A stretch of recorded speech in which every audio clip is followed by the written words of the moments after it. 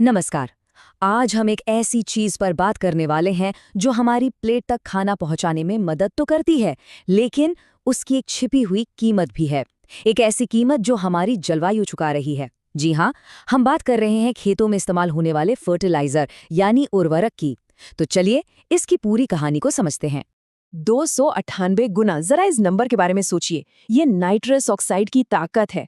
मतलब अगर carbon dioxide गर्मी रोकने वाली एक पतली सी चादर है, तो नाइट्रस ऑक्साइड उसके ऊपर लगभग 300 चादरों के बराबर है। ये एक super powerful green house gas है। और ये सुपर पावरफुल गैस आती कहाँ से है? एक ऐसी चीज से जो दुनिया भर के खेतों में रोज इस्तेमाल होती है, फर्टिलाइजर। ये हमारी फसलों के लिए बहुत जरूरी है, लेकिन अनजाने में ये हमारे ग्रह को भी गर्म कर रहा है। तो आज का हमारा मुद्दा यही है, खेती से निकलने वाली ये शक्तिशाली ग्रीन हाउस गैस। हम ये समझने की कोशिश करेंगे कि कैसे हमारे भोजन उगाने का तरीका अनजाने में इस खतरनाक गैस को जन्म देता है। और देखिए, आंकड़े सच में चौंकाने वाले हैं। दुनिया में इंसानों द्वारा पैदा की गई कुल नाइट्रस ऑक्साइड में से करीब 70% हिस्सा सीधे सीधे खेती की मिट्टी से आता है। और इसकी सबसे बड़ी वजह है नाइट्रोजन वाले फर्टिलाइजर्स, जो इस खतरनाक गैस के उत्सर्जन को दोगुने से भी ज्यादा बढ़ा सकते हैं। तो सवाल ये है कि आखिर ये होता कैसे है? इसका जवाब छिपा है मिट्टी के अंदर की एक पूरी दुनिया में। चलिए मिट्टी के अंदर मौजूद इन छोटे छोटे जीवों की N2O फैक्ट्री को समझते हैं कि कैसे ये नन्हे जीव फर्टिलाइजर को इस ताकतवर ग्रीन हाउस गैस में बदल देते हैं। ये सब कुछ मिट्टी के अंदर होने वाली दो प्रक्रियाओं की वजह से होता है, नाइट्रीकरण और डीनाइट्रीकरण। सीधी भाषा में कहें तो ये इस पर निर्भर करता है कि मिट्टी में ऑक्सीजन है या नहीं। इसे एक ऐसी फैक्ट्री की तरह सोचिए जिसके दो अलग अलग प्रोडक्शन मोड हैं, लेकिन अफसोस दोनों ही मोड में एक ही चीज लीक होती है, N2O गैस। ये जो तस्वीर है ये उस फैक्ट्री के अंदर की पूरी कहानी दिखाती है। जैसे ही फर्टिलाइजर मिट्टी में जाता है, ये सूक्ष्म जीव उसे पौधों के लिए खाना बनाने के काम में लगा देते हैं।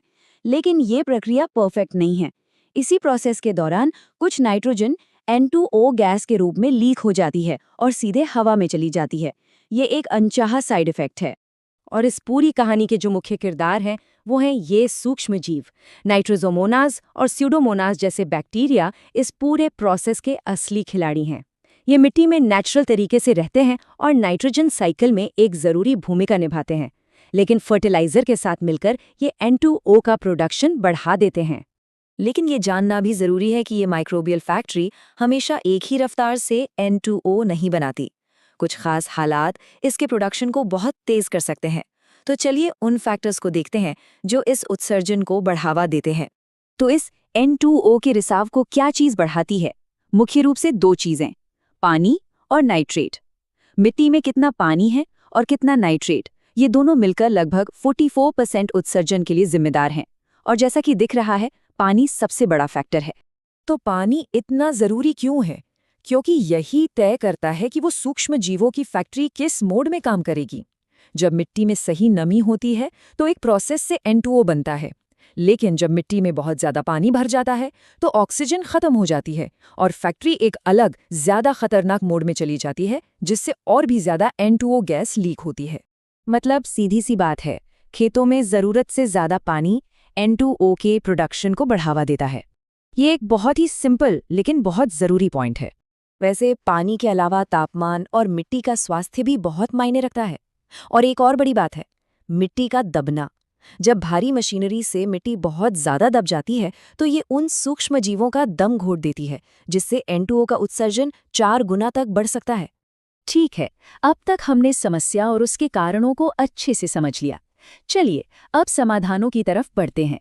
अच्छी खबर यह है कि हमारे पास क्लाइमेट स्मार्ट खेती के लिए एक पूरा टूलकिट मौजूद है जो N2O उत्सर्जन को कम करने में हमारी मदद कर सकता है। तो पहला टूल है सही फर्टिलाइजर चुनना। कुछ फर्टिलाइजर्स एक साथ बहुत सारा नाइट्रोजन छोड़ देते हैं जिसे पौधे इस्तेमाल नहीं कर पाते और वो N2O में बदल जाता है। लेकिन उन्नत दक्षता उर्वरक अलग तरीके से काम करते हैं। ये एक स्लो रिलीज कैप्सूल की तरह है जो पौधों को ठीक तब और उतनी ही खुराक देते हैं जितनी उन्हें जरूरत होती है। इससे बर्बादी और उत्सर्जन दोनों कम होते हैं। इसे याद रखने का एक बहुत आसान तरीका है, 4 आवर्स का नियम, सही सोर्स, सही रेट, सही टाइम और सही प्लेस। बस एक बदलाव देखिए, फर्टिलाइजर को पतझड़ के बजाय वसंत में डालने से जब पौधों को उसकी सबसे ज्यादा जरूरत होती है, उत्सर्जन को आधा किया जा सकता है।